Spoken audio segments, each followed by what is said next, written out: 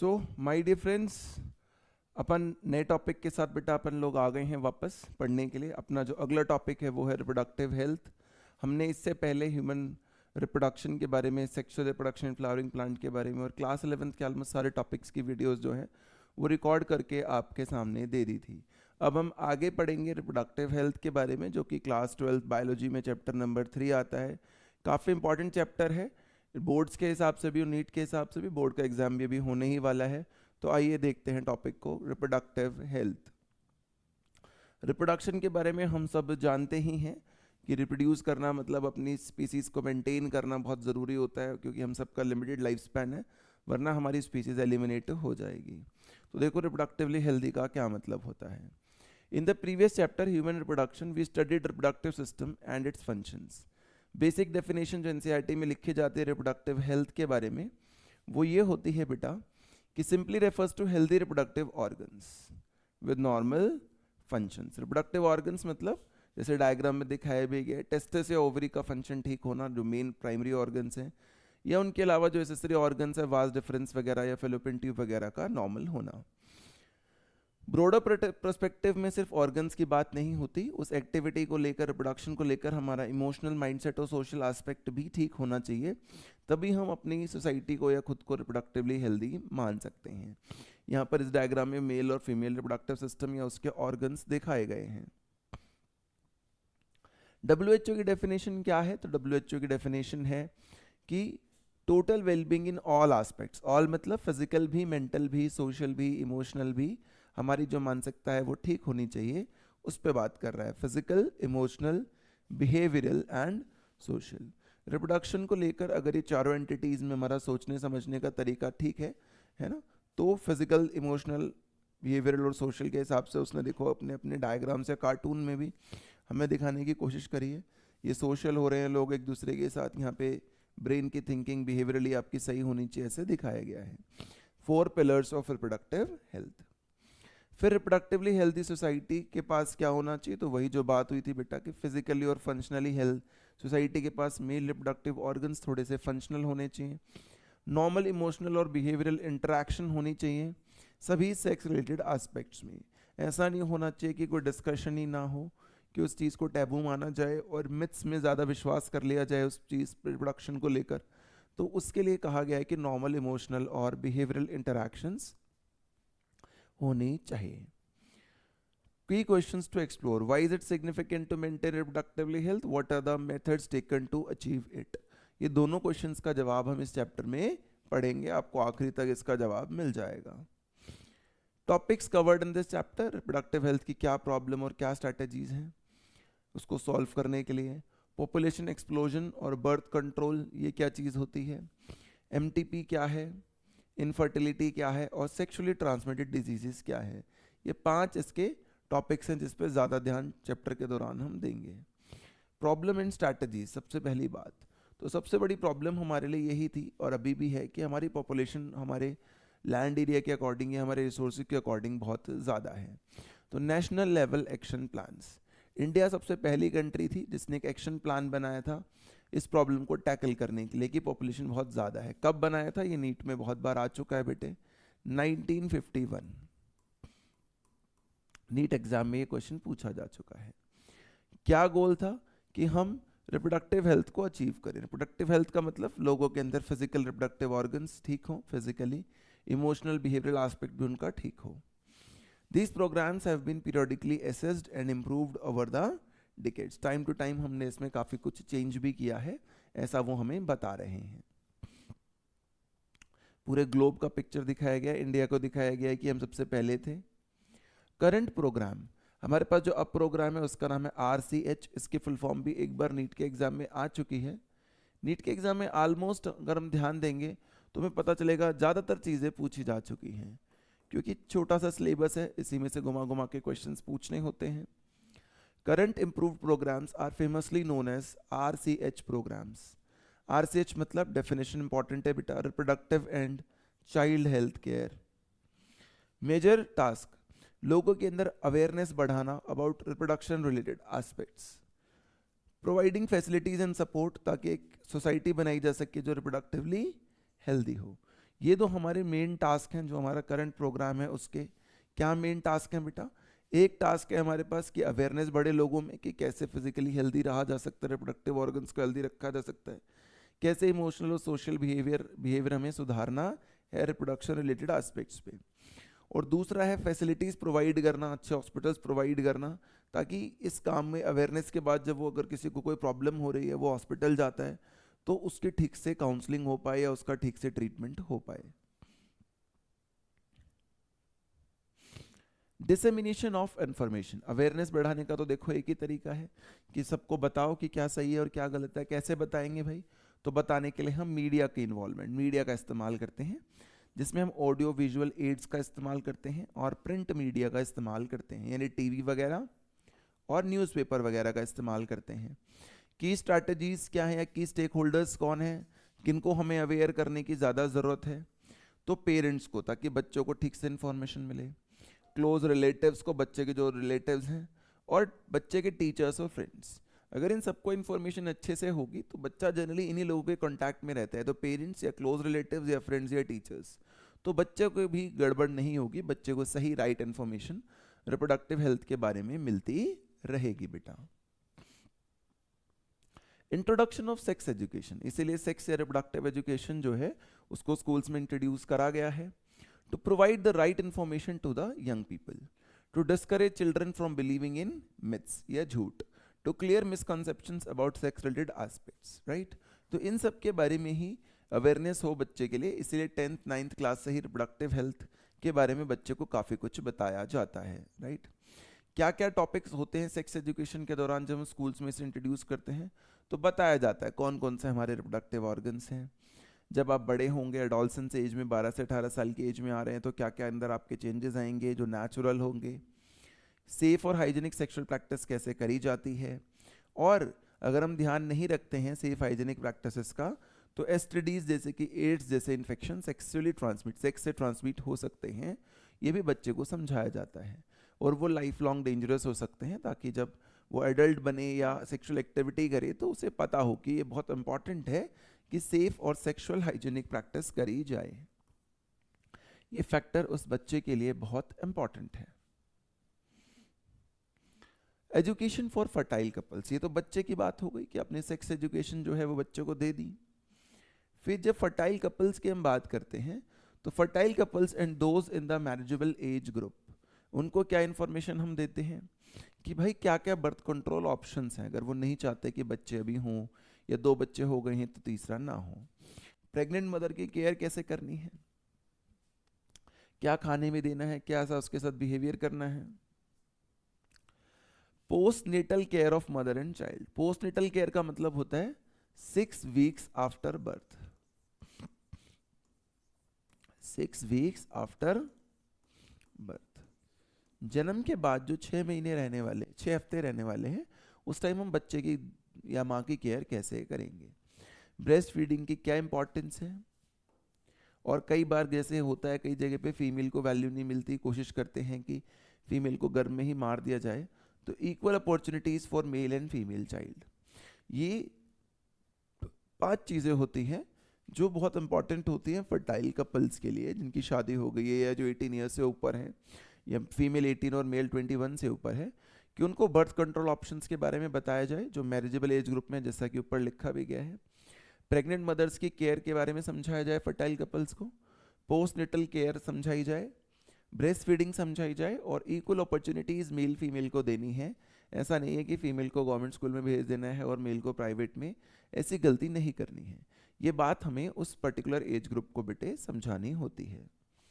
Building a healthy society, population explosion बहुत बड़ी दिक्कत है, ये हमें अवेयरनेस पहुँचानी है सबके साथ कि अनकंट्रोल पॉपुलेशन ग्रोथ होगी तो हेल्दी सोसाइटी कभी भी नहीं बनेगी। सेक्स अब्यूज या सेक्स रिलेटेड क्राइम्स के खिलाफ लोगों को अवेयर करना है। अल्टीमेट गोल क्या है?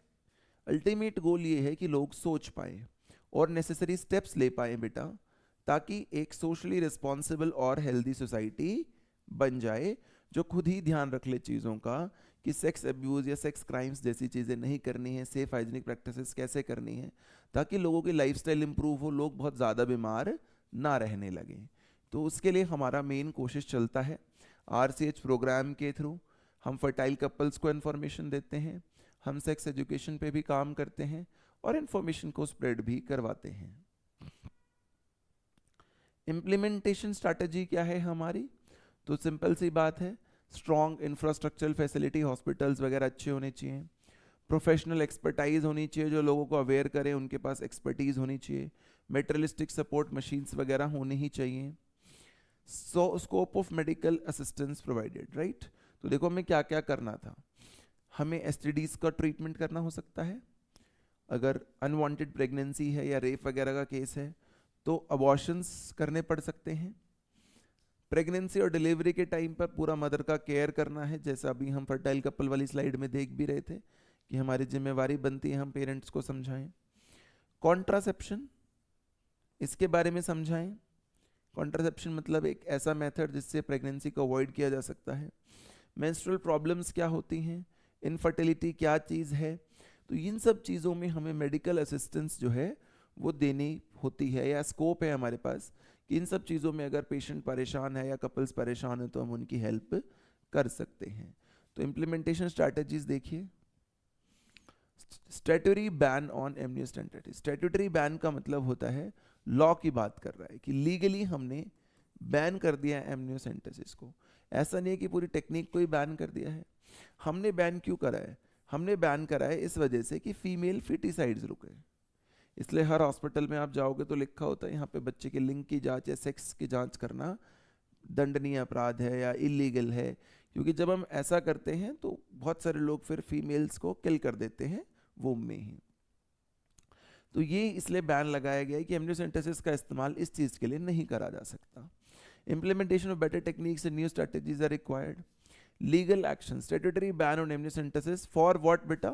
जैसे मैंने अभी आपको समझाया, ऐसा नहीं है टेक्निक बैन कर ली हमने, सेक्स डिटर्मिनेशन के लिए हमने इसे बैन कर दिया है। आगे देखिए, एमनियोसेंटेसिस होता क्या है? इसमें एक एमनियोटिक मेम्ब्रेन होती है एम्ब्रियो के बाहर, एक्स्ट्रा एम्ब्रियोनिक मेम्ब्रेन कहते हैं हम उसे। उस मेम्ब्रेन को पंक्चर करके हम उसके अंदर से एमनियोटिक फ्लूइड निकालते हैं। उस फ्लूइड के अंदर कुछ फीटस के सेल्स होते हैं, सेल के अंदर डीएनए होगा या जेनेटिक मेकअप होगा, तो फीटल सेल्स उस फ्लूइड में डिसॉल्व होते हैं। हम क्या करते हैं, उन सेल्स को माइक्रोस्कोप के नीचे देखने लगते हैं, और ये देखो निडल से हमने एम्ब्रियो को पंक्चर करके निकाल लिया फ्लूइड, तो कुछ सेल्स भी आ जाते हैं उस एक्सट्रैक्ट में जो फ्लोट कर रहे होते हैं उस एमनियोटिक फ्लूइड में। उसका जब हम क्रोमोसोम चेक करते हैं, हम देखते हैं कि फर्स्ट सेकंड, बोलते तो हम यही है कि हम जेनेटिक एबनॉर्मलिटी के लिए ऐसा कर रहे हैं। हम फर्स्ट सेकंड थर्ड क्रोमोसोम देखते देखते जब 23rd क्रोमोसोम पेयर पे पहुंचते हैं, और अगर वहां पर हमें ये नज़र आ जाए तो हम वहीं बता देते हैं कि ये गिवन चाइल्ड फीमेल होगा। तो ये इसकी नुकसान वाली चीज़ है जहाँ इसका इस्तेमाल नहीं करना था हमें। सेल है तो हर सेल के अंदर, क्योंकि अगर एक सेल भी अगर आपने एनालाइज कर लिया तो उस बॉडी, उस एम्ब्रियो से जितने सेल्स बनेंगे, जेनेटिक मटेरियल तो सब में सेम ही रहेगा। मेरी बॉडी के हर हिस्से में वो सेम ही रहने वाला है, क्रोमोसोम का नंबर या उसका टाइप। लेजिटिमेट यूज क्या होता है इसका? लेजिटिमेट यानी लीगल से सही इस्तेमाल है वो डाउन सिंड्रोम या जेनेटिक डिसऑर्डर्स के लिए होता है, हीमोफीलिया, सिकल सेल एनीमिया, ताकि सर्वाइबिलिटी ऑफ फ्यूटस को डिसाइड करा जा सके। अगर किसी को डाउन सिंड्रोम है तो हम पेरेंट को पहले ही बता देंगे कि सर ये प्रॉब्लम हो सकती है, आप देख लीजिए इस पे अभी आपको क्या करना है। फिर ये पूरी तरह पेरेंट की कॉल होती है कि वो अपने बच्चे के साथ मूव फॉरवर्ड करना चाहते हैं या नहीं करना चाहते हैं। लेकिन लोग इसका गलत इस्तेमाल करते हैं, वो सेक्स क्रोमोसोम देखकर उसमें इंफॉर्मेशन कई बार पेरेंट को दे देते हैं।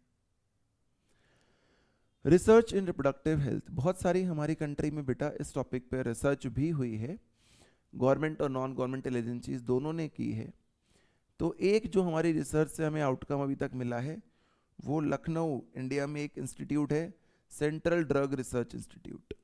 उन्होंने एक मेडिकेशन बनाई है सहेली, जो कि 1 से वीक नॉन स्टेरॉइडल पिल है, जिसके साइड इफेक्ट बहुत कम होते हैं, कॉन्ट्रासेप्टिव की तरह यूज करी जा सकती है। ये हमारे यहाँ की एक रिसर्च है। साइंस ऑफ इम्प्रूव्ड, अगर इम्प्रूव्ड हो गई रिप्रोडक्टिव हेल्थ, आपकी अवेयरनेस के प्रोग्राम्स, आपके आरसीएच के प्रोग्राम्स, आपकी फैमिली प्लानिंग, अगर ये सब काम कर रहा होगा तो आपको इसके रिजल्ट्स भी दिखेंगे। क्या रिजल्ट्स दिखेंगे? बेटर अवेयरनेस दिखेगी लोगों में, मेडिकली असिस्टेड डिलीवरीज ज़्यादा दिखेंगी, प्रेगनेंसी केयर ज़्यादा दिखेगी, पोस्ट नेटल केयर 6 हफ्ते बाद वाली जो केयर है वो बेटर दिखेगी, मैटरनल मोर्टेलिटी रेट, मदर की जो डेथ रेट है बर्थ देते वक्त वो घट जाएगी, इन्फेंट जन्म लेते वक्त उसकी जो मोर्टेलिटी या डेथ रेट है वो भी घटेगी, स्मॉल फैमिलीज वाले कपल बढ़ेंगे क्योंकि आप समझा दोगे कि over explosion of the population is not good, better detection and cure of STDs, कि अगर गलती से एसटीडी हो भी गई किसी को और आपका रिप्रोडक्टिव हेल्थ सिस्टम अच्छा, आपने लोग अच्छे से अवेयर कर दिया है और सिस्टम आपने अच्छा बना रखा है हॉस्पिटल्स का, तो टाइमिंगली वो जाएंगे, उनकी काउंसलिंग हो जाएगी और ट्रीटमेंट भी बेहतर हो जाएगा, है ना। तो देखो ये 7 ऐसे साइंस होंगे जिससे आपको पता चलेगा कि सोसाइटी के अंदर रिप्रोडक्टिव हेल्थ जो है वो बढ़ रही है या नहीं बढ़ रही है बेटा। तो सातों के सातों ये हमें समझ में आने चाहिए। की टेक अवेज हमारे इस वाले पैराग्राफ से हमारे लिए क्या रहे हैं कि फैमिली प्लानिंग हमने 1951 में कर दी थी, सेक्स एजुकेशन बहुत ज़रूरी है ताकि बच्चे मिथ्स में ना पढ़ें, सहेली हमने रिसर्च कर ली है, आरसीएच का प्रोग्राम हमने चालू करा है करंट में, एमनियोसेंटेसिस को बैन किया गया है सेक्स डिटर्मिनेशन के लिए, और कॉन्ट्रासेप्टिव मेथड्स बहुत सारे अवेलेबल होते हैं। अब हम कॉन्ट्रासेप्टिव मेथड्स की ही बात करेंगे आगे आने वाले टॉपिक्स में। Reproductive health, population stabilisation and birth control, क्यों इतना ज़रूरी है हमारे लिए हम अपनी पॉपुलेशन को स्टेबल कर लें। तो जब हम देखते हैं तो हमें पता चलते हैं इसके कारण भी कि 1900 में हमारी पॉपुलेशन 2 बिलियन थी, ग्लोबल पॉपुलेशन वर्ल्ड की, जो कि सन 2000 में 6 बिलियन हुई, 2011 में 7 बिलियन हुई, लेकिन भारत की पॉपुलेशन इसको 3 गुना होने में, 2 बिलियन से 6 बिलियन होने में कितने साल लगे? 100। हमारी पॉपुलेशन 350 थी 1947 में इंडिपेंडेंस पे, और मई 2000 में 1 बिलियन, यानी करीब करीब 3 गुना हो गई 50 साल में ही, जबकि उसको 100 साल लगे थे। यही हमारी सबसे बड़ी प्रॉब्लम है, हमारी ओवर एक्सप्लोजन का रीज़न है। करंट रेट क्या है? 2011 में जो लास्ट सेंसस हुआ था वो बता रही थी कि हमारी population growth rate less than 2% है। क्या है? लेस देन 2% पर ईयर के हिसाब से हमारी पॉपुलेशन बढ़ रही है, उससे कम ही हो रखी है अभी, 2 से भी। हमें इसे और कम करने की ज़रूरत है। Why is the population exploding? क्यों पॉपुलेशन बढ़ रही है? ऐसा क्यों ग्रोथ रेट बढ़ रहा है हमारा? तो रीज़न वही है भाई, मेडिकल फैसिलिटीज़ इंप्रूव कर गई, आरसीएच हमारा अच्छा काम कर रहा है ना। तो उससे क्या हो रहा है? देखो, रैपिड डिक्लाइन हो रहा है डेथ रेट में, मैटरनल मोर्टेलिटी रेट घट जाती है, इन्फेंट मोर्टेलिटी रेट घट जाती है, जो भी हम 2 स्लाइड पहले कह ही रहे थे कि अगर हमारे प्रोग्राम्स अच्छे काम कर रहे होंगे तो हमारे लिए क्या साइंस होंगे। तो देखो ये वही साइंस की बात है बेटा, science of improved reproductive health. हमारी रिप्रोडक्टिव हेल्थ इंप्रूव हो गई है, इसलिए ऐसा हो रहा है। Number of people in reproducible age हमारे पास ज़्यादा है, लेकिन इसकी दिक्कत क्या है? दिक्कत ये है कि उस हिसाब से हमारी डेवलपमेंट नहीं है, उस हिसाब से हमारे पास रिसोर्सेज तो है नहीं। तो इम्पैक्ट आता है इसका। क्या इम्पैक्ट आता है? बेसिक रिक्वायरमेंट्स का भी हमें क्या हो जा रहा है बेटा आज के दिन? स्कैरसिटी, कमी हो जा रही है। बहुत सारे लोग हमारे देश में ऐसे हैं, पेरेंट्स ऐसे हैं जिनको समझ नहीं है कि नेक्स्ट जनरेशन को हमें इस दुनिया में लाना चाहिए या नहीं। गरीब लोग हैं, नहीं है उनके पास खाने पीने का, गवर्नमेंट नहीं मैनेज कर पा रही है, वो खुद भी मैनेज नहीं कर पा रहे हैं। तो फिर उन लोगों को, उन बच्चों को बाद में हम देखते हैं सड़क किनारे घूम रहे हैं, फूड, शेल्टर, क्लोथिंग, हर चीज़ की उनको प्रॉब्लम फेस होती है। तो ये हमें बहुत दिक्कत आती है इसके साथ। गवर्नमेंट ने क्या मेजर किया? गवर्नमेंट कहता है 2 या 3 ही बच्चे करिए बस, ज़्यादा नहीं करने हैं आपको। लोग भी बहुत सारे हैं आजकल जो कहते हैं नहीं भाई आप कोशिश करिए कि पॉपुलेशन को कंट्रोल रखा जाए, इसके लिए आप लॉज बनाइए कि 2 से ज़्यादा बच्चे होंगे तो उसको सरकारी सुविधा नहीं मिलेगी, सरकारी नौकरियां नहीं मिलेंगी वगैरह। Helped reduce growth rate marginally, promoting smaller families वया कॉन्ट्रासेप्टिव मेथड्स। स्लोगन हम दो हमारे दो। मैरिजेबल एज हमने डिसाइड कर दिया, पहले बाल विवाह हो जाते थे, फीमेल के लिए 18, मेल के लिए 21, और अभी रिसेंटली गवर्नमेंट ट्राई भी कर रही है, उन्होंने बोला भी है कि दोनों के लिए मेल फीमेल 21 एज ही रहेगी मैरिज की। Incentives given to couples with small families, ताकि लोग प्रमोट करें उस चीज़ को जो फाइनेंशियल थोड़े से तंग हैं, उन लोग को लगे कि चलो भाई कुछ पैसे मिल जाएंगे इसी बहाने हमें। अर्बन ट्रेंड, शहरों में तो आजकल वर्ल्ड चाइल्ड नॉर्म भी चल पड़ा है, तो गवर्नमेंट ने भी कोशिश करी है बेटा। अभी जो हमें लेस देन 2% की दिखती है ग्रोथ रेट, वो 1970s में इससे भी ज़्यादा थी। तो आरसीएच से ऐसा नहीं है कि कम नहीं हुई, थोड़ी सी कम तो हुई है।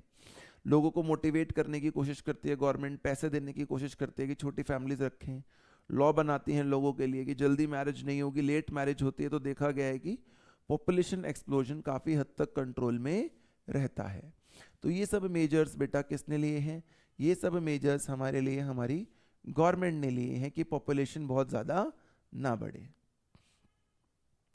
कॉन्ट्रासेप्टिव मेथड्स की अगर बात करते हैं तो मेडिकल या फिजिकल मेथड जिससे हम अनवांटेड प्रेगनेंसी को रोक सकें उसे कॉन्ट्रासेप्टिव कहते हैं। ये नीट के एग्जाम में बहुत बार आ चुका है कि क्या क्या क्वालिटीज होती हैं आइडियल कॉन्ट्रासेप्टिव की। तो हमें पता होना चाहिए कि यूज़र फ्रेंडली हो, वो ईजिली अवेलेबल हो मार्केट में, अफेक्टिव और रिवर्सिबल हो, यानी काम का भी हो और वापस भी रिवर्सिबल हो सके उसके इफेक्ट जो भी हमारी बॉडी पे पड़ रहे हैं, साइड इफेक्ट कम से कम हो, सेक्सुअल डिजायर या लव मेकिंग के साथ उसका कोई इंटरफेरेंस उस कॉन्ट्रासेप्टिव का ना हो। तो ये क्वालिटीज होती हैं। कई बार पूछ लेते हैं which the following is not a quality of ideal contraceptive, तो क्या क्वालिटीज हैं वो याद रखिएगा, तो नोट आप आराम से बता पाएंगे एग्जामिनर को। क्लासिफिकेशन ऑफ मेथड्स, बहुत सारे कॉन्ट्रासेप्टिव मेथड्स होते हैं, वन बाय वन अभी हम सारे पढ़ेंगे। Natural, barrier, IUDs, oral contraceptives, injectable and surgical methods, ये सारे के सारे बेटे मेथड्स होते हैं जिससे हम कॉन्ट्रासेप्टिव कर सकते हैं। सारे के सारे आपके सामने ही लिखे हुए हैं। Natural, traditional, barrier, IUD, oral, injectable implants and surgical methods. Natural methods की जो बात होती है उसमें एक कोशिश, पहली कोशिश जो होती है वो होती है पीरियोडिक एब्स्टिनेंस, कि भैया जिस टाइम पे ओव्यूलेटरी फेज हो, ओव्यूलेशन का दिन हो, उस पर्टिकुलर टाइम पे आप फर्टिलाइजेशन अवॉइड कर दीजिए। 14th day of menstrual cycle पर ओव्यूलेशन होती है, इसके 3 दिन इधर यानी 11, 12, 13 और 3 दिन आगे 15, 16, 17, इन डेज में ही पॉसिबिलिटी है कि फीमेल ट्रैक्ट में एग होगा या ओवम होगा, सेकेंडरी साइट होगा। उस टाइम सेक्सुअल एक्टिविटी ना करी जाए या स्पर्म्स को रिलीज ना करे male partner into the female tract, बाकी दिनों में कर ले बेशक से, तो देयर आर हाई चांसेस कि शायद कोई फर्टिलाइजेशन ना हो।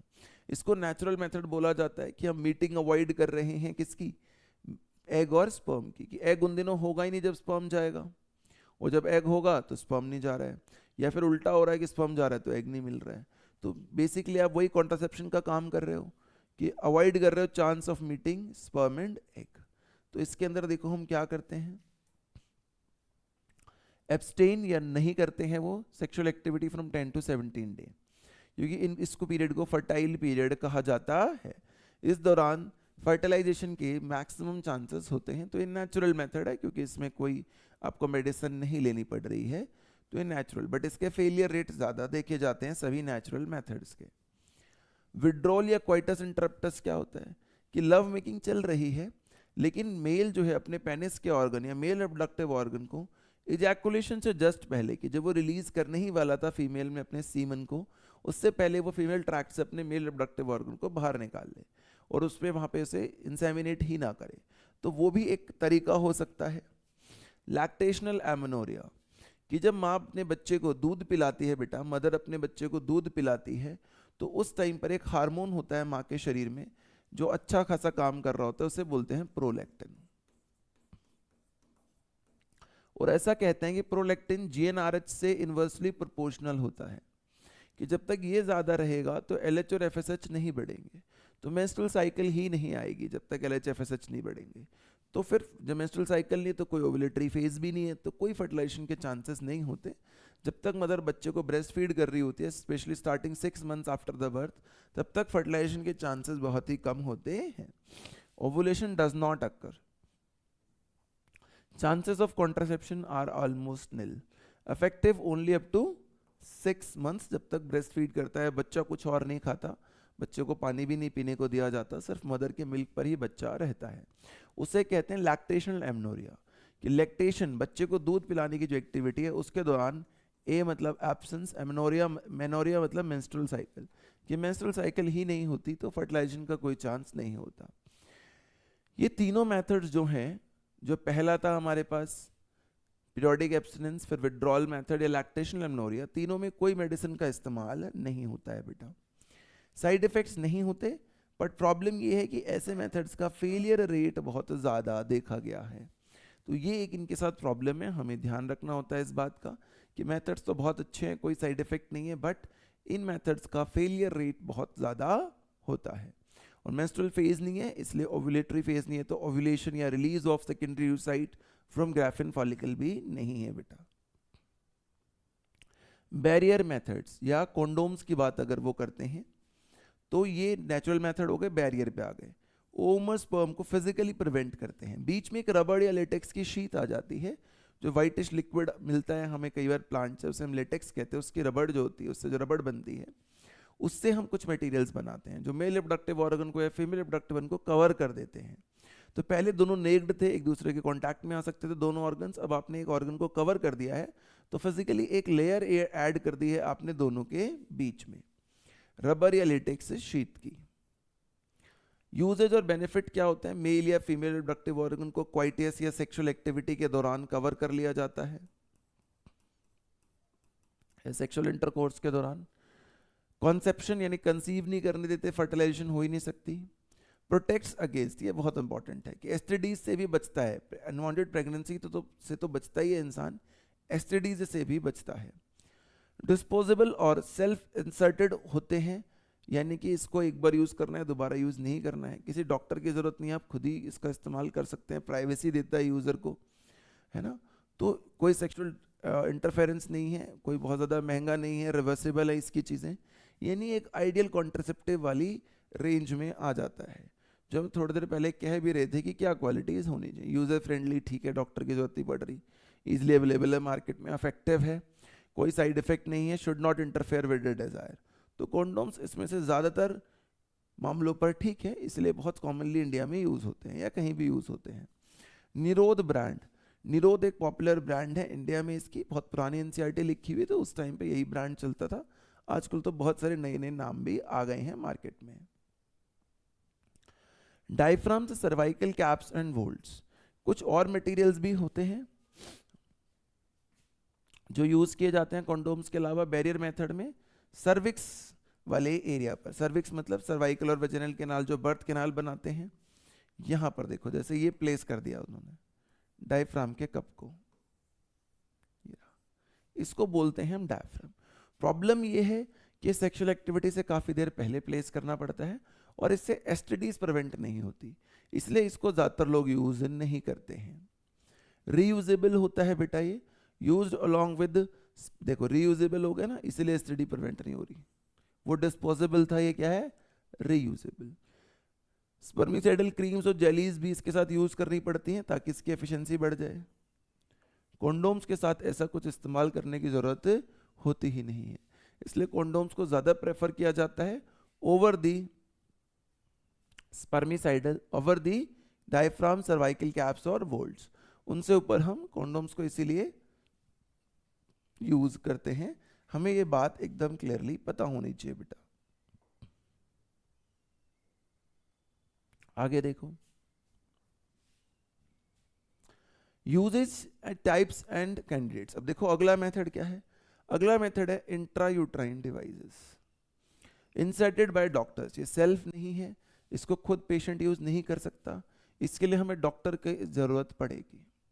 वेजाइनल कैनाल के थ्रू पेशेंट में इंसर्ट होगा। देखो ये एक आईयूडी उसने यहाँ पर हमें इंसर्ट करके दिखाया हुआ है। इंसर्ट करने का रास्ता इस वेजाइनल कैनाल से ही गया होगा, दोनों यूट्रस की वॉल्स को टच कर रहा होगा। 3 तरीके का हो सकता है। पहला होता है बेटा नॉन मेडिकेटेड, जिसपे कोई मेडिसिन नहीं होती, सिर्फ शेप होती है उसकी, जैसे बोलते हैं लिपेज लूप। जैक लिपेज करके एक साइंटिस्ट थे, ये पॉलीथाइलिन प्लास्टिक का बना होता था, आजकल यूज नहीं होता, उनके नाम पर ये है। कॉपर रिलीजिंग, कुछ के साथ हम थोड़ा कॉपर डाल देते हैं, तो कॉपर रिलीजिंग के नाम क्या है? याद रखिएगा, मल्टी लोड 375, मल्टी लोड 375। बाकी CUT और CU7 तो सबको याद रह ही जाते हैं। मल्टी लोड 375 में फंसता है बच्चा, तो याद रखिएगा, देखो 375 में भी 7 है और CU7 में भी 7 है। ये दोनों बेटा कॉपर टी वाले हैं। और हार्मोन रिलीजिंग में होते हैं प्रोजेस्टेरेट, प्रोजेस्टेसरेट और LNG11 और गेस्ट्रोल 20। तो बहुत बार नीट एग्जाम में ये पूछा जा चुका है कि भाई ये बताओ हमें कि हार्मोन रिलीजिंग कौन होगा, कॉपर रिलीजिंग कौन होगा, नॉन मेडिकेटेड कौन होगा, तो आपको ये पता होना चाहिए। आइडियल फॉर फीमेल्स जो प्रेगनेंसी को डिले करना चाहती हैं, या चिल्ड्रन को स्पेस करना चाहती हैं। मोस्ट वाइडली, एनसीईआरटी हालांकि इसमें एक लाइन लिखती है one of the most widely, तो आप वो उसी तरीके से याद रखिएगा, one of the most widely accepted methods in India. ये इसकी प्लेसमेंट दिखाई है उन्होंने। अब तीनों जो आईयूडीज हैं तीनों अलग अलग तरीके से काम करती हैं, देखिए कैसे। अगर जनरल एक्शन देखते हैं हम नॉन मेडिकेटेड आईयूडी वाला, तो उनका काम होता है फेगोसाइटोसिस को बढ़ाना, किसकी, स्पर्म्स की, with in the uterus. Phagocytosis मतलब मदर के इम्यून सेल्स स्पर्म्स को खा जाए। कॉपर आयन, कॉपर वाले में क्या होता है, तो स्पर्म की मोटिलिटी को कम कर देते हैं, कि जब मोटिलिटी कम हो गई, और हमें पढ़ाया गया था नॉर्मल फर्टिलाइजेशन के लिए एक इजैकुलेशन में कुछ मिनिमम परसेंटेज ऑफ स्पर्म्स की जो है मोटिलिटी 60% के आसपास की बहुत रैपिड होनी चाहिए, बट यहाँ कह रहे हैं कि मोटिलिटी घट जाएगी तो शायद स्पर्म सेल्स पहुंच ही ना पाए, कहाँ तक, एम्पिलोस्टमिक जंक्शन तक या इस्थमस तक। Suppress fertilising capacity of sperms, obviously motility घटी तो फर्टिलाइजिंग कैपेसिटी घट गई। हार्मोन रिलीजिंग क्या करेगा, तो ये दोनों काम तो हार्मोन रिलीजिंग भी कर सकता है। एनसीईआरटी यहाँ पर एक वर्ड यूज करती है इन एडिशन। क्या यूज करती है बेटा, इन एडिशन, कि इनके अलावा, इसके साथ और क्या देखने को मिलेगा, तो इनके अलावा इसके साथ देखने को मिलता है makes the uterus unsuitable for implantation और makes the cervix hostile to sperms. Cervical mucus की थिकनिंग हो जाती है, जिसके कारण सर्विक्स एंटर करके वहाँ ज़्यादा देर वहीं रह जाता है, ऊपर तक पहुँच ही नहीं पाता, और इन्वायरमेंट ऐसा हो जाता है कि स्पर्म ट्रैवल नहीं कर पाते वहाँ से, या वो वाला इन्वायरमेंट ऐसा है कि वहाँ पे स्पर्म लंबे समय तक सर्वाइव नहीं कर पाएंगे, उनके लिए कंडीशंस बहुत डिफिकल्ट हो जाएंगी टू सर्वाइव। तो हार्मोन रिलीजिंग के अपने दो अलग रास्ते हैं, कि इम्प्लांटेशन, जो ब्लास्टोसिस्ट आके कल को इम्प्लांट होना होता है यूट्रस में, उसे रोक देगा, अनसुटेबल कर देगा उसके लिए यूट्रस को, और सर्विक्स को हॉस्टाइल बना देगा टू द स्पर्म्स। हॉस्टाइल का मतलब होता है अनकंफर्टेबल सिचुएशन, बेसिकली किसी को किडनैप कर लिया टाइप। स्पर्म्स मोटिलिटी को सप्रेस कर दिया जाएगा कॉपर से, फर्टिलाइजिंग कैपेसिटी ऑफ स्पर्म कम हो जाएगी जिसकी वजह से, और फेगोसाइटोसिस इसका जनरल एक्शन होता है। तो ये भी नीट के अंदर हार्मोन रिलीजिंग आईयूडी वाली बात भी, ये एनिडेशन ये क्या कर सकते हैं, पूछी जा चुकी है एग्जाम में बेटा। ओरल कॉन्ट्रासेप्टिव्स टैबलेट की फॉर्म में यूज होते हैं, इनको द पिल के नाम से जाना जाता है, आई पिल जैसे एक में चलती है। कंपोजिशन क्या होती है, प्रोजेस्टेरॉन या प्रोजेस्टेरोन एस्ट्रोजन कॉम्बिनेशन, अकेले एस्ट्रोजन नहीं है। Daily taken for 21 days from 5th day, यानी 5th डे से लेकर मोस्ट प्रोबेबली 26th डे तक चलेगी, तभी 21 दिन पूरे होंगे। फिर 27, 28, 1, 2, 3, 4, ये 6-7 दिन फिर से गैप आ जाएगा बीच में। फिर जब तक चाहती है, जिस मंथ तक फीमेल चाहती है कि कंसीव ना करूं, ये साइकिल कंटिन्यू करनी पड़ती है। बट अब इसका ट्रेंड कम हो गया है, अब कॉन्डोम्स वगैरह ज़्यादा यूज़ होते हैं, पिल्स वगैरह बहुत ज़्यादा यूज़ मार्केट में नहीं होती हैं, right. 7 days gap during menstruation, और जनरली 27-28 दिन के बाद फिर मेंस्ट्रुअल मेंसेस आ जाते हैं।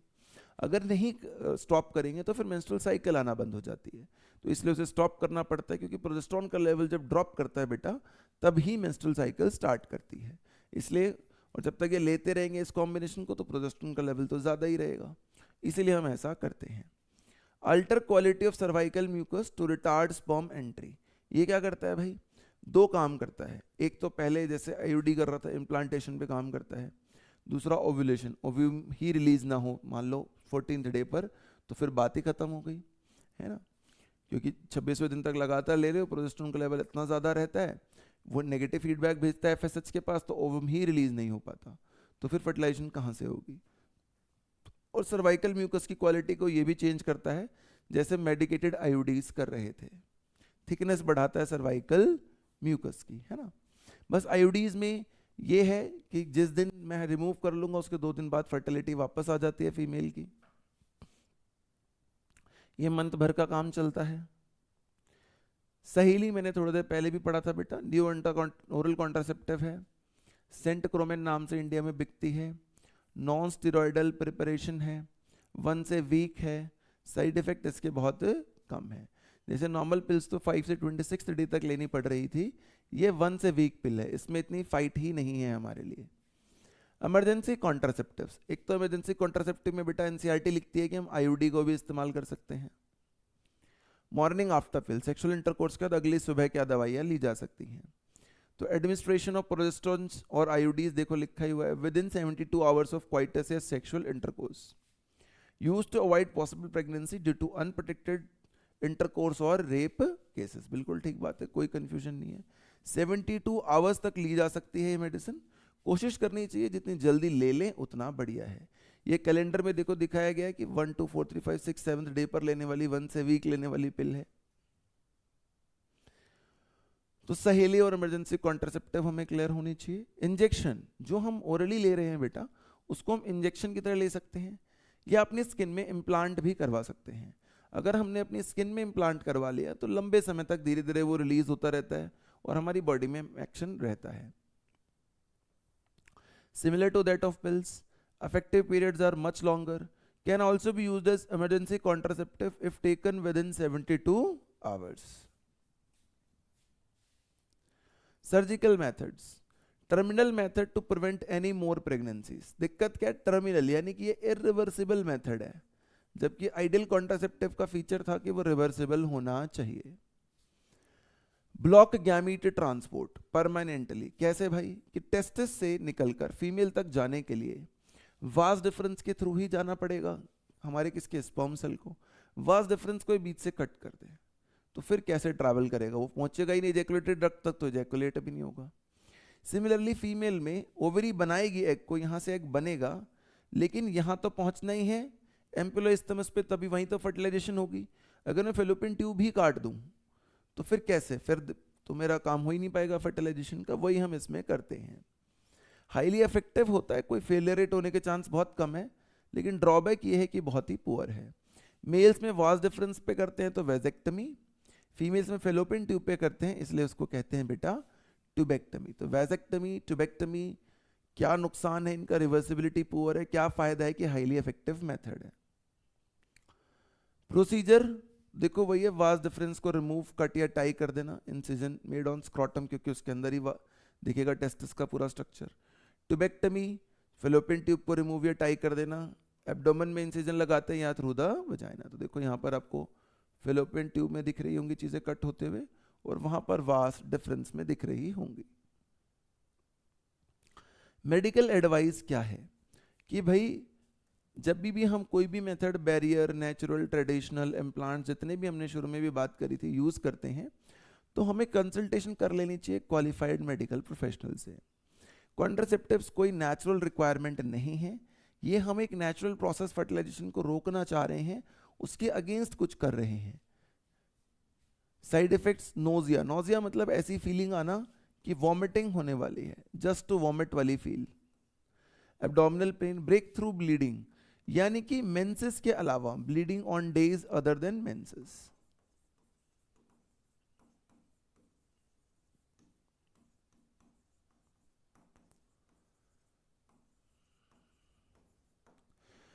उसको बोलते हैं हम breakthrough bleeding. Breast cancer rare होता है बट हो सकता है। Breakthrough bleeding generally hormonal contraceptives लेने से ही होती है, जैसे प्रोजेस्टेरोन, एस्ट्रोजन जो पिल्स वगैरह है, बट अब तो लोग लेते नहीं है इसलिए लोगों में ज़्यादातर ये प्रॉब्लम अब नज़र भी आती नहीं है। तो ये बहुत इंपॉर्टेंट बात है हमारे लिए जानना इसकी क्या क्या साइड इफेक्ट्स हैं। तो देखो साइड इफेक्ट हो गए, मेडिकल एडवाइस हो गई। की टेकअवेज हमारे इस वाले पैराग्राफ से, इस वाले टॉपिक से क्या रहे कि पॉपुलेशन एक्सप्लोजन इंडिया में बहुत ज़्यादा हो रहा है, नेचुरल मेथड का कोई साइड इफेक्ट नहीं होता बट फेलियर रेट ज़्यादा होता है। IOD is one of the most widely accepted है इंडिया में। ओरल पिल्स हाईली इफेक्टिव हैं। सर्जिकल मेथड्स टर्मिनल और रिवर्सिबल है, और हमेशा हमें एक मेडिकल प्रोफेशनल से बात करनी चाहिए बेटा। ये भी हमारी बात हुई है, वो सब उसने देखो उसके सिंबॉलिक प्रेजेंटेशन भी दिखाया है कि ग्लोबली हम बहुत ऊपर जा रहे हैं। नेचुरल मेथड्स के फेलियर रेट हैं, आईयूडीज दिखाई हैं, ओरल पिल्स दिखाई गई हैं, वेजेक्टोमी ट्यूमेक्टोमी की भी प्रेजेंटेशन भी आपको दिखाई गई है ताकि विजुअली आपको चीजें याद रहें। MTP medical termination of pregnancy, कि कभी कभी सिचुएशन ऐसी होती है कि ये पॉसिबल ही नहीं है हमारे लिए कि हम प्रेगनेंसी को कैरी फॉरवर्ड करें, तब हमें क्या करना चाहिए। तो इंटेंशनल या वॉलेंट्री टर्मिनेशन, डाउन सिंड्रोम में मान लो बच्चे को या कोई प्रॉब्लम है, बिफोर फुल टर्म, उसे ही हम MTP कहते हैं। या इंड्यूस्ड अबॉर्शन कहते हैं। फुल टर्म मतलब 9 मंथ या गेस्टेशन पीरियड से पहले। पूरी दुनिया में करीब करीब 45 to 50 मिलियन एमटीपीज करी जाती हैं पर ईयर, जो कि टोटल कंसीव्ड जो फर्टिलाइज्ड चीज़ें हैं या एग जितनी बार फर्टिलाइज हुआ होगा उसका 1/5 है। यानी कि अगर 100 फीमेल्स प्रेग्नेंट हो रही हैं तो उसमें से 20 आगे जाकर किसको चूज कर रही हैं या उनके साथ क्या हो रहा है, एमटीपी हो रही है। बहुत बड़ा नंबर है, तो इसके बारे में हमें अवेयरनेस होनी चाहिए कि अगर हमने अच्छे से पहले बैरियर मेथड का इस्तेमाल करा होता तो शायद इस सिचुएशन तक हम नहीं पहुंचते। अगर केस अनवांटेड प्रेगनेंसी का है तो इंडिया ने इस पे लॉ बना दिया था भाई 1971 में। स्ट्रिक्ट कंडीशंस भी डाल दी थी कि आप इसका इस्तेमाल फीमेल फिटिसाइड्स के लिए नहीं कर सकते, सेक्स डिटर्मिनेशन के लिए, सेक्स डिस्क्रिमिनेशन के लिए नहीं कर सकते हैं। इस पे इंडिया ने अभी एमटीपी एक्ट को अमेंड भी किया है करंट गवर्नमेंट ने। कब किया है? 2017 में। क्या कह रहे हैं वो? अब वो कह रहे हैं कि अगर प्रेगनेंसी लेस देन 12 वीक्स है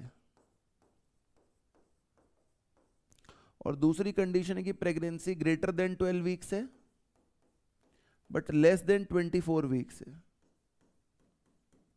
तो दे सिंपली से कि पहले वाले केस में हमें एक रजिस्टर्ड मेडिकल प्रैक्टिशनर का ओपिनियन चाहिए होगा, चल जाएगा। दूसरे केस में 2 रजिस्टर्ड मेडिकल प्रैक्टिशनर लगेंगे, क्योंकि दूसरे केस में फीमेल की जान जाने का या उसके जोखिम ज़्यादा है।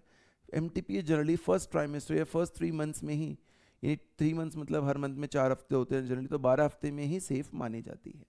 तो ये भी आपको याद रखना होगा। नई वाले एनसीईआरटी में साइड में एक रो बनाकर उन्होंने कॉलम में लिखी है चीज़ें, कॉलम बना के, सॉरी। क्या प्राइमरी गोल है हमारा? एमटीपी हम क्यों करते हैं? अनवांटेड प्रेगनेंसीज, रेप केसेस या अनवांटेड प्रेगनेंसी से बचने के लिए, या बच्चे को कोई ऐसे डिसऑर्डर है जिससे माँ को खतरा है या बच्चे की जान को खतरा है, due to casual protected intercourse उसके कारण, रेप केसेस के कारण, या कुछ ऐसा हो जाए कि अगर प्रेगनेंसी कंटिन्यू करेंगे तो बच्चे या माँ की जान को क्या होगा बेटा, खतरा हो जाएगा।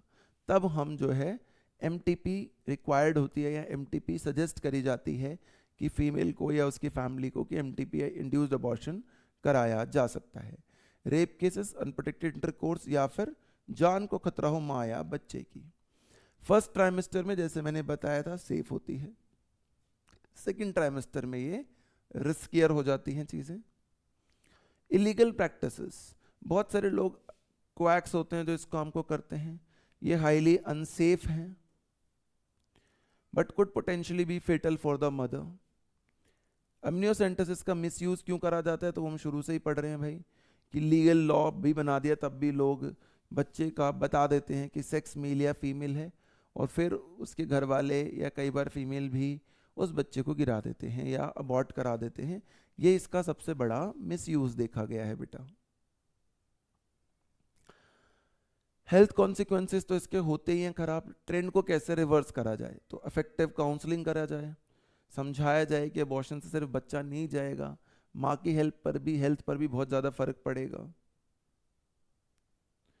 की टेक अवेज क्या हो गए एमटीपी वाले टॉपिक से हमारे? इंटेंशनल टर्मिनेशन को कहते हैं, 12 वीक तक सेफ होता है, सेकेंड ट्राइमेस्टर रिस्कियर होता है। कितनी एमटीपी पूरी दुनिया में हो रही हैं ये भी नीट में एक बार एग्जाम में क्वेश्चन आ चुका है। लीगल इंडिया में हो गया, अमेंड कब हुआ है? 2017 में। मिसयूज हमें इसका बचाना चाहिए। अगला टॉपिक है एसटीडी, सेक्सुअली ट्रांसमिटेड इन्फेक्शंस। तो एमटीपी बेटा और बहुत सारे टॉपिक्स बायो में ऐसे होते हैं कि सिर्फ नंबर लाने के लिए नहीं पढ़ाए जाते या पढ़ा जाता, बहुत सीरियस होकर हमें ध्यान से पढ़ना होता है कि क्या गलतियां हमसे हो रही होंगी जो नहीं होनी चाहिए। डेफिनेशन, इन्फेक्शन और disease that are transmitted through sexual intercourse, उन्हें एसटीडीज कहते हैं, एसटीआईज कहते हैं, सेक्सुअली ट्रांसमिटेड इन्फेक्शंस कहते हैं। इनको विनरल डिजीज भी कहते हैं। विनरस एक लैटिन एडजेक्टिव है। क्या है ये? एक एडजेक्टिव शब्द होता है जिसका मतलब होता है लव मेकिंग या सेक्सुअल इंटरकोर्स वाली चीज से ही, सेक्सुअल डिजायर से रिलेट करा जाता है। वीनस रोमन एक गॉड भी थे जो लव के लिए ही जाने जाते थे, उससे भी इस शब्द को लिया गया है। दूसरा नाम होता है, क्योंकि सेक्सुअल ट्रांसमिटेड इन्फेक्शन है तो सेक्सुअल एक्टिविटी रिप्रोडक्टिव ऑर्गन से ही होंगी, तो रिप्रोडक्टिव ट्रैक्ट इन्फेक्शंस भी इनको कहते हैं। They are major threat. Prevention or early detection and cure of this disease are given prime consideration under the program of RCH. हमने शुरू में भी बोला था कि एक मेजर प्रॉब्लम है हमारे यहाँ पर प्रोडक्टिव हेल्दी बनाने के लिए सेफ हाइजेनिक प्रैक्टिसेस हमें करनी चाहिए ताकि एसटीडीज या एसटीआईज ना हो। अब इसमें बहुत सारे इन्फेक्शन है बेटा, जैसे गोनरल इन्फेक्शन है, नीजेरिया गोनेराई वाला, सिफिलिस है जो कि एक बैक्टीरियल इन्फेक्शन है, एग्जाम में पूछा गया है इसलिए मैं इसमें लिख दिया है कि ये बैक्टीरियल है। हर्पीज वायरल है, क्लैमिडियासिस है ये भी बैक्टीरियल होता है, जेनिटल वॉर्ट्स वायरल है, ट्रेकोमोनियासिस प्रोटोजोअल है, हेपेटाइटिस बी तो वायरल है ही, और एचआईवी हम जानते हैं one of the most dangerous होता है इन्फेक्शन। ट्रांसमिशन सेक्सुअल कॉन्टैक्ट से तो हो ही सकता है एसटीआई का, उसके अलावा कैसे हो सकता है? Sharing of injection needles, surgical instruments with infected person, इसलिए इंस्ट्रूमेंट्स का स्टेरिलाइजेशन बहुत ज़रूरी होता है हॉस्पिटल्स में। मदर से फीटस में जा सकता है, ब्लड ट्रांसफ्यूजन से भी जा सकता है, इसलिए ब्लड भी देखकर चढ़ाना होता है कि किस पेशेंट का किसको दे रहे हैं। ऐसा ना हो जाए कि एचआईवी ब्लड ही हमने किसी से ले लिया बिना चेक करे और किसी इंजर्ड पेशेंट को दे दिया, जान बचने की जगह जान निकलेगी, उलझ और गई। ऐसा काम हमें नहीं करना होता है बेटा। तो कई बार ये भी क्वेश्चन पूछा गया है, आसान क्वेश्चन होता है सब बच्चे कर देते हैं, बट वो जानबूझ के आपकी अवेयरनेस बढ़ाने के लिए क्वेश्चन पूछते हैं कि सेक्सुअल कॉन्टैक्ट के अलावा कैसे इन्फेक्शन हो सकता है।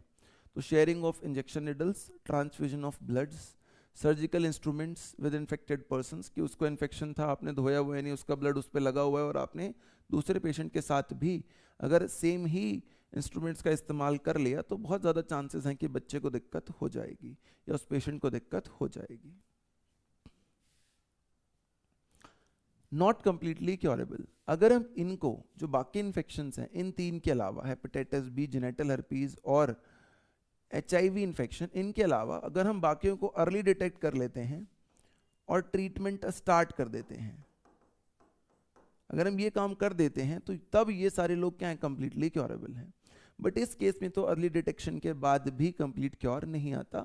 ये भी नीट के अंदर एग्जाम में क्वेश्चन पूछा जा चुका है कि कौन ऐसा है जो कंप्लीटली क्योरेबल बेटा नहीं है। Condition if detected early and treated properly, देखो तभी ये पॉसिबिलिटी हो पाती है कि बच पाओगे आप इन सब इन्फेक्शंस में, उसमें तो अर्ली डिटेक्शन पे भी नहीं बच सकते। सिम्टम्स क्या क्या होते हैं शुरुआत में एसटीआई के या वेनरल डिजीज के? तो itching, fluid discharge, slight pain, swellings, ये सब बेटा शुरुआत में हमें नज़र आते हैं। विजिलेंस और रेगुलर चेकअप करेंगे तो अर्ली डिटेक्शन हम कर पाएंगे।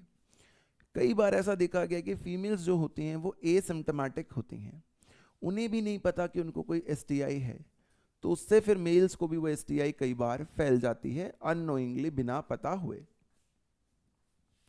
तो फीमेल्स को ज़्यादा सावधान रहने की ज़रूरत है, गायनेकोलॉजिस्ट के पास बार बार जाना चाहिए। Why is detection often delayed? तो एक कारण तो यही होता है कि सिम्टम्स नहीं है, कैरियर है सामने वाला, उसको पता ही नहीं है, क्यों जाए चेकअप कराने वो।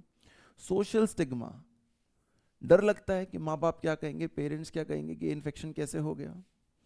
कॉन्सिक्वेंसेस, अगर टाइम पर नहीं होता बेटा और ट्रीटमेंट ठीक नहीं होता तो उनका ट्रीटमेंट फिर शुरू नहीं हो पाता है, और नहीं हो पाता है तो उनके लिए फ्यूचर बहुत नेगेटिव हो जाता है, लाइफ में आगे जाके बहुत सारी प्रॉब्लम्स आती हैं। कॉम्प्लिकेशंस क्या होंगी अगर ट्रीट नहीं होगा, सोशल स्टिग्मा या कैरियर होने की वजह से आप अगर डॉक्टर के पास नहीं जा पाए?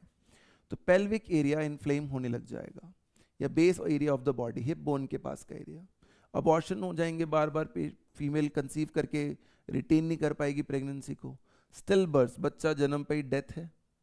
एक्टोपिक प्रेगनेंसीज, यानी कि जो प्रेगनेंसी है हमारी वो फेलोपियन ट्यूब पर आके इम्पैक्ट हो गई है, रेदर देन कहाँ यूट्रस जहाँ से इम्प्लांट होना चाहिए था वो फेलोपियन ट्यूब या किसी और पार्ट पे इम्प्लांट हो गई है।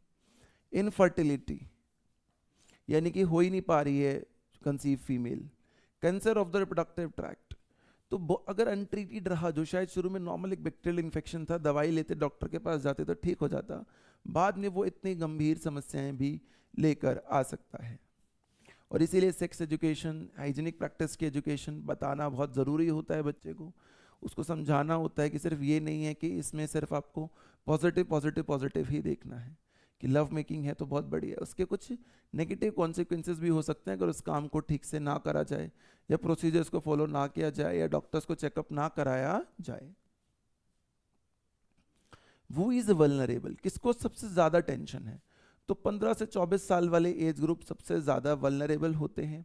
वो नए नए उस प्यूबर्टी के बाद में लोग आए होते हैं प्यूबर्टी साइकिल के अंदर, उनको बहुत ज़्यादा मिथ्स की दिक्कत, इसलिए स्कूल एजुकेशन, पेरेंट्स को अवेयरनेस, जो हमने थोड़ी देर पहले पढ़ा था, टीचर्स को अवेयरनेस, फ्रेंड्स को अवेयरनेस, रिलेटिव्स को अवेयरनेस करनी होती है ताकि बच्चों को अवेयरनेस हो पाए। बहुत सारे स्टूडेंट्स इसमें आ जाते हैं। Empower yourself with knowledge, understanding the risk is first step towards prevention, staying safe। कि जब हम कोई सेक्सुअल इंटरकोर्स किसी के साथ कर रहे हैं तो हमें पता होना चाहिए कि इसका क्या कॉन्सिक्वेंस हो सकता है। फेलियर रेट किसी भी कॉन्ट्रासेप्टिव मेथड का हो सकता है ना। तो हमें 1% हमारे एक टीचर थे, वो कहते हैं prepare for the worst, hope for the best. तो उसकी भी हमें थोड़ी आइडिया होनी चाहिए कि कोई STI अगर हो जाए, भगवान ना करे, तो फिर हमें क्या स्टेप लेना है। हमें पूरा हमारी प्लानिंग पहले से ही होनी चाहिए, है ना। ऐसा नहीं होना चाहिए कि कोई प्रॉब्लम सामने आ गई या कुछ ऐसी सिचुएशन आ गई जो हम डील नहीं कर सकते, तब हम सोच रहे हैं कि अब क्या करें। ऐसा नहीं होना चाहिए।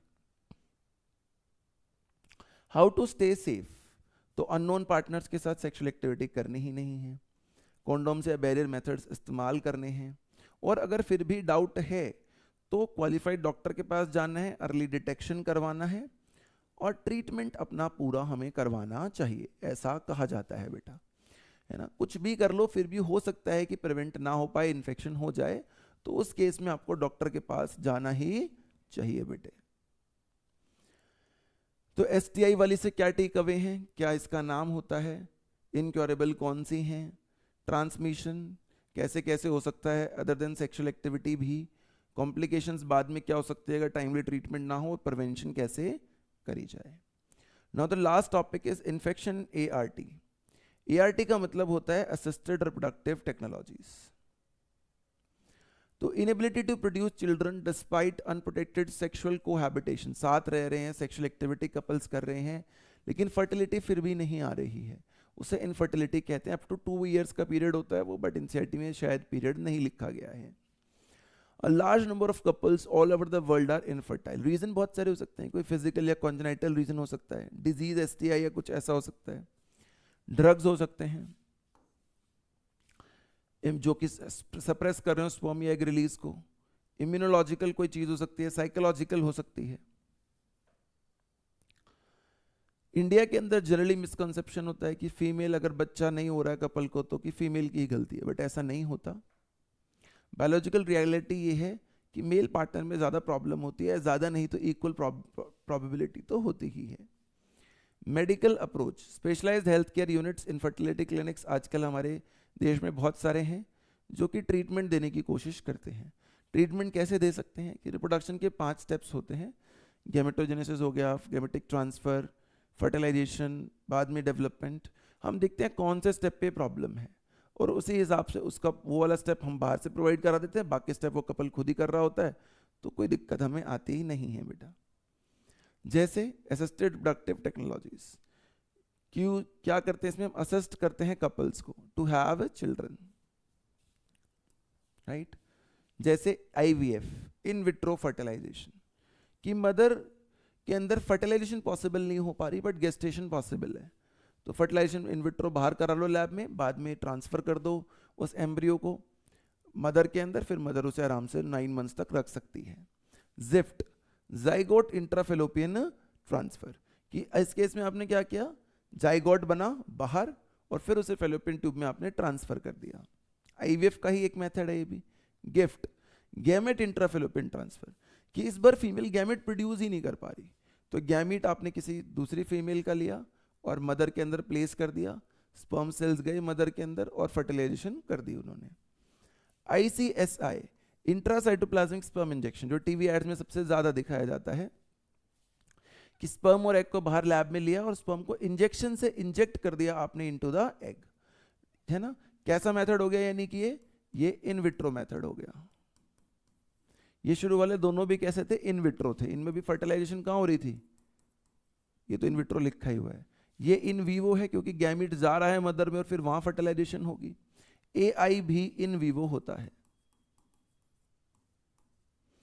कि आप इंसेमिनेट कर देते हो स्पर्म को into the female tract, either in the uterus और इन द फेलोपियन ट्यूब, वो अलग बात है। तो देखो इन मेथड्स का वन बाय वन मतलब बेटा। Mechanism, fertilisation occurs outside the body in almost all conditions, similar condition as that inside the body, condition हम सेम रखते हैं। आईवीएफ का दूसरा नाम टेस्ट ट्यूब बेबी प्रोग्राम भी होता है। प्रोसीजर, ओवा फ्रॉम वाइफ और donor and sperm from husband और डोनर आर कलेक्टेड, ठीक है, और जाइगोट बनाते हैं लैब में, इसलिए तो हम उसे क्या कह रहे हैं बेटा, टेस्ट ट्यूब बेबी या इनविट्रो कह रहे हैं। अब क्या हो जाता है, जब जाइगोट से आगे एम्ब्रियो बनना शुरू होता है, तो अगर 8 सेल स्टेज तक है, 8 ब्लास्टोमियर्स हैं, ब्लास्टो का मतलब ग्रोइंग, मियर मतलब पार्ट, कुछ ऐसा, तो अगर 8 तक हैं तो हम सीधा किस में ट्रांसफर कर देते हैं, फिलोपियन ट्यूब में, फिलोपियन ट्यूब में, ये देखो दिखा रहा है फिलोपियन ट्यूब में। और अगर लैब में ही ब्लास्टोमियर्स की संख्या 8 से ज़्यादा हो गई तो वो इम्प्लांट होने के लायक है। मोर देन 8 अगर हो गई तो अब हम उसे सीधा प्लेस करेंगे कहाँ पर बेटा, यूट्रस में। कहाँ प्लेस करेंगे, यूट्रस में प्लेस करेंगे, डायरेक्टली यहाँ प्लेस करने की कोशिश करेंगे। सिंपल सा लॉजिक है कि अगर ब्लास्टोमियर्स 8 से कम है तो फेलोपियन ट्यूब, 8 से ज़्यादा है तो यूट्रस। प्लेस मदर के अंदर ही करना है, सिर्फ फर्टिलाइजेशन बाहर करानी है। टेस्ट ट्यूब बेबी का ये मतलब नहीं है कि सारी की सारी डेवलपमेंट भी बाहर ही होगी, सिर्फ फर्टिलाइजेशन बाहर होगी। गिफ्ट क्या होता है, गैमीट को ट्रांसफर करा जाता है, डोनर से ओवम लिया जाता है, जैसे मैंने समझाया था कि फीमेल शायद खुद एग नहीं बना पा रही है, फेलोपियन ट्यूब में ट्रांसफर करा जाता है मदर के, और फिर नॉर्मल जो मेल पार्टनर होता है वो इंसेमिनेट करता है स्पर्म्स को और फर्टिलाइजेशन हो जाती है। फीमेल वो कैन नॉट प्रोड्यूस ओवम, उसमें ऐसा करा जाता है, सिर्फ ओवम की दिक्कत फीमेल में होती है, फर्टिलाइजेशन और डेवलपमेंट वहां पे हो पाती है, इसलिए गिफ्ट करा जाता है। इंट्रासाइटोप्लाज्मिक स्पर्म इंजेक्शन, इसमें मैंने थोड़ी देर पहले ही बताया था, इनविट्रो होता है। सिंगल स्पर्म को लेकर हम डायरेक्टली इंजेक्ट करते हैं ओवम में, लैब में होता है। कब होता है बेटा, जब नेचुरल फर्टिलाइजेशन ना हो पाए। मेल फैक्टर इनफर्टिलिटी के लिए ज्यादा इस्तेमाल इसे करा जाता है। आर्टिफिशियल इंसेमिनेशन, सीमन को कलेक्ट किया जाता है हस्बैंड या डोनर से और आर्टिफिशियली इंट्रोड्यूस करा जाता है किसमें, फीमेल में, है ना। वेजाइनल ट्रैक्ट में भी कर सकते हैं तो इंट्रावेजाइनल, और यूट्रस में करेंगे तो इंट्रा यूट्राइन। लेकिन ये कैसा मेथड है, इन वीवो मेथड है, क्योंकि गैमीट फीमेल वाला पहले से फीमेल के अंदर था, मेल भी तुमने बाहर से फीमेल के अंदर ही भेजा है। तो कब करते हैं ये, inability of the male partner to inseminate, देखो तभी तो नाम है आर्टिफिशियल इंसेमिनेशन।